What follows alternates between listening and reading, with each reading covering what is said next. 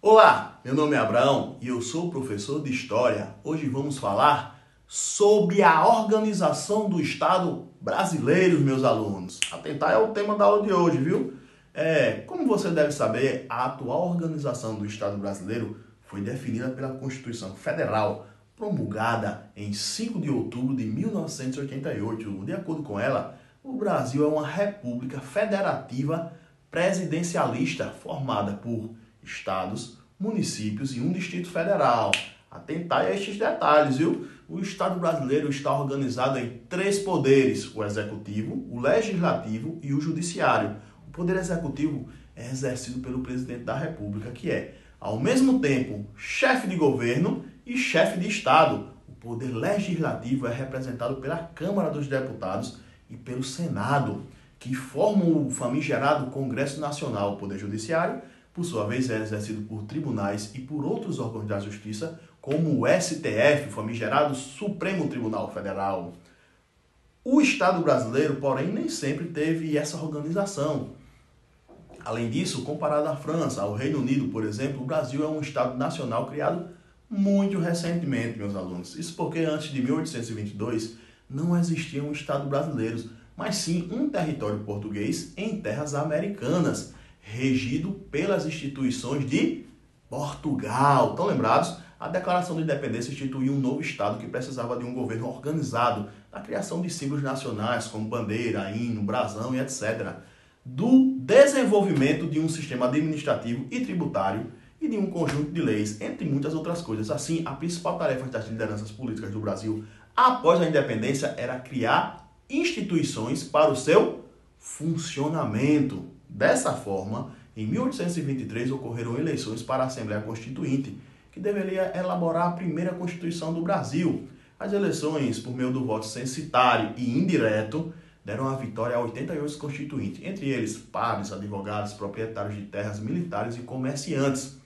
Bem, meus alunos, as discussões entre os deputados constituintes foram marcadas por divergências políticas entre 2 principais grupos partidários: os dos adversários do imperador e os partidários de Dom Pedro I, que defendiam a implementação de uma monarquia forte com o poder centralizado do imperador. Já os deputados adversários propunham a limitação da autoridade do imperador pelo parlamento, proposta que recebeu o apoio de alguns poucos republicanos, meus alunos.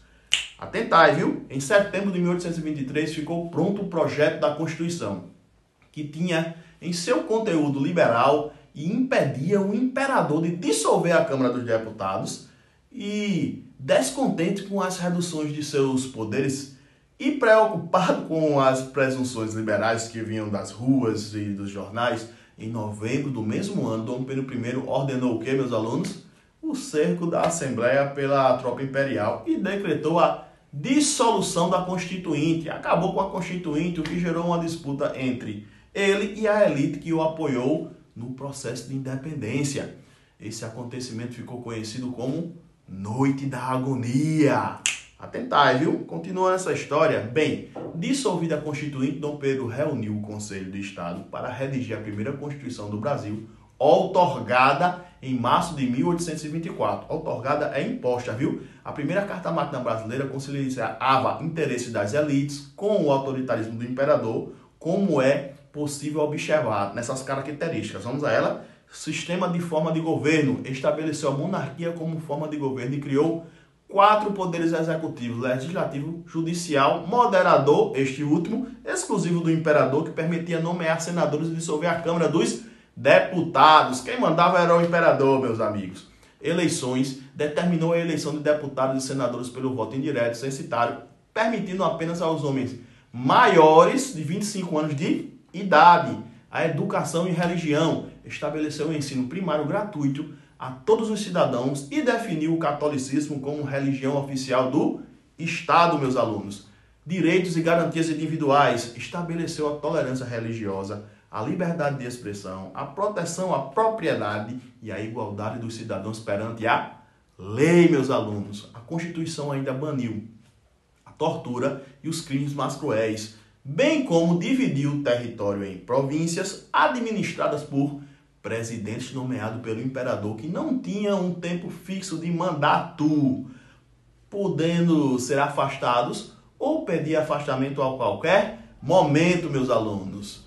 Meus alunos, pensem comigo, o que este conteúdo tem a ver com algo do presente? Tentem dialogar este tema com a atualidade, ganhem repertório de vida e dialoguem sempre o que você está aprendendo com algo prático do nosso cotidiano. Tentem entender o mundo que nos cerca de forma crítica.